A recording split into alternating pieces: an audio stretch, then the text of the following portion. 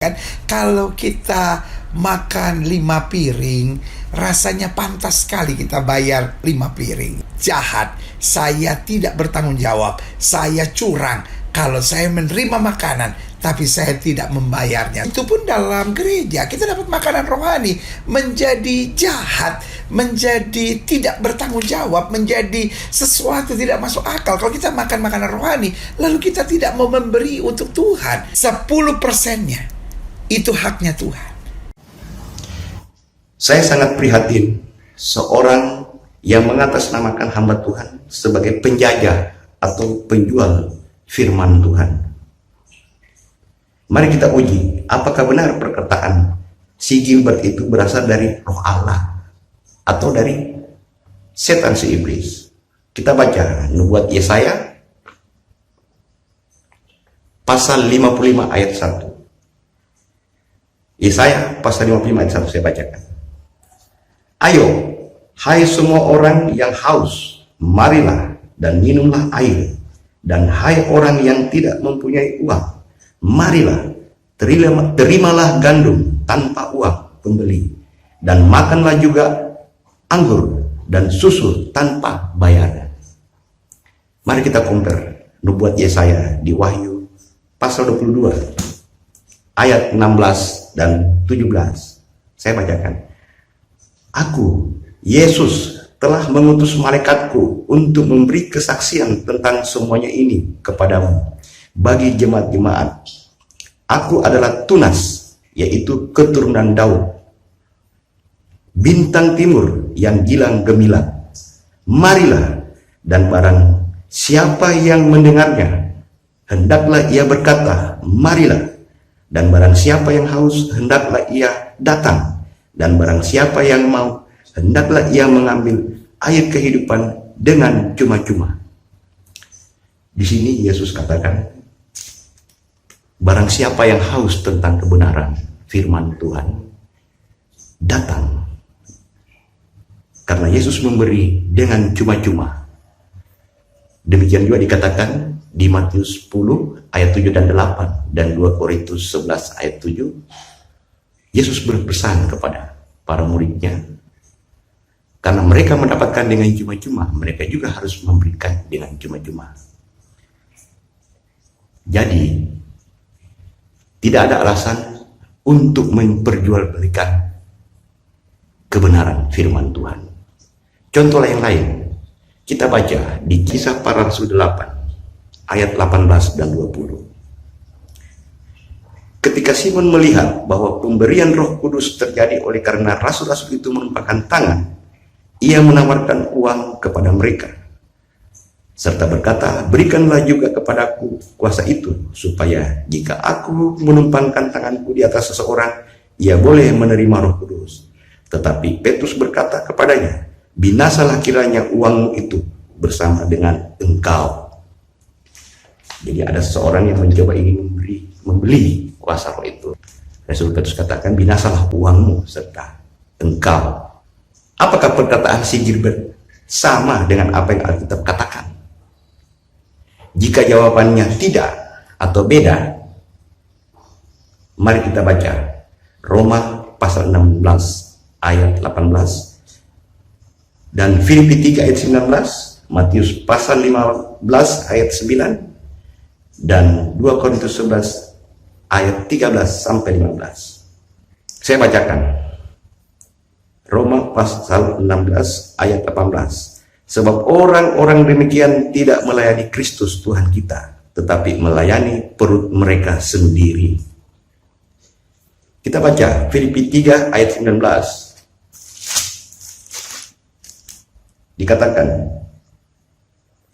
kesudahan mereka ialah kebinasaan. Tuhan mereka ialah perut mereka. 2 Korintus 11 ayat 13 sampai 15 dikatakan, sebab orang-orang itu adalah rasul-rasul palsu, pekerja-pekerja curang yang menyamar sebagai rasul-rasul Kristus. Hal itu tidak usah mengherankan, sebab iblis pun menyamar sebagai malaikat terang. Jadi bukanlah suatu hal yang ganjil jika pelayan-pelayannya menyamar sebagai pelayan-pelayan kebenaran. Kesudahan mereka akan setimpal dengan perbuatan mereka. Jadi, jika ada yang menjajah atau penjual firman, sudah dikatakan mereka adalah pelayan-pelayan palsu yang menyamar sebagai pelayan-pelayan Kristus.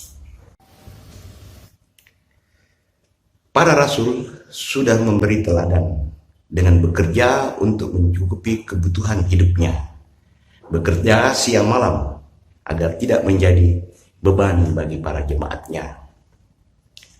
Anda bisa baca di Kisah Para Rasul pasal 18 ayat 2 dan 3, Kisah Para Rasul 20 ayat 34 dan 35, dan 1 Tesalonika 2 ayat 9, dan 2 Tesalonika 3 ayat 7 dan 8. Di situ dikatakan para rasul bekerja keras untuk memenuhi kebutuhan hidupnya.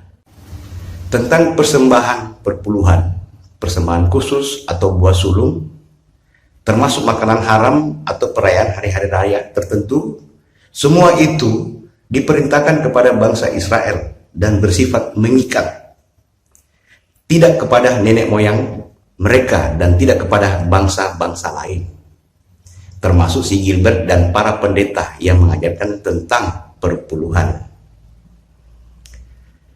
Anda bisa baca di Ulangan 5 ayat 1-3, Mazmur 147 ayat 19 dan 20, dan Imamat 27 ayat 30-34. Jadi di situ dikatakan, di Ulangan pasal 5 ayat 2 dikatakan perjanjian hukum itu mengikat bagi bangsa Israel, tidak kepada nenek moyang Israel. Dan di Mazmur dikatakan tidak diberikan kepada bangsa-bangsa lain. Karena Allah mengikat perjanjian itu dengan bangsa Israel, agar bangsa Israel menjadi umat pilihan Allah, beda dengan bangsa-bangsa lain.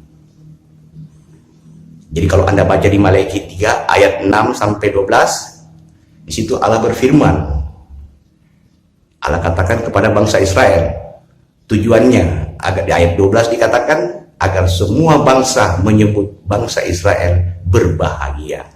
Itu di Maleakhi 3 ayat 12. Ada pengingat bagi kita sebagai orang Kristen, termasuk orang Yahudi yang hidup di bawah hukum Taurat.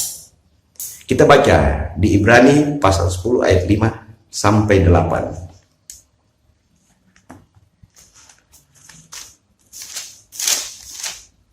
Dikatakan, karena itu ketika Yesus masuk ke dunia, ia berkata, korban dan persembahan tidak engkau kehendaki, meskipun ayat 8 dipersembahkan menurut hukum Taurat. Jadi perpuluhan, buah sulung, persembahan khusus, makanan haram, hari-hari perayaan, termasuk hari yang lain, hari Sabat, tidak lagi bagi bangsa Israel atau Yahudi. Jadi ini pesan Rasul Paulus kepada orang bangsa Israel, orang Yahudi. Bukan untuk bangsa-bangsa lain. Karena bangsa-bangsa lain tidak melibatkan soal hukum Taurat atau peraturan-peraturan atau perintah-perintah dan ketetapan yang ada pada hukum Taurat. Semoga penjelasan ini dapat bermanfaat bagi kita semua. Terima kasih.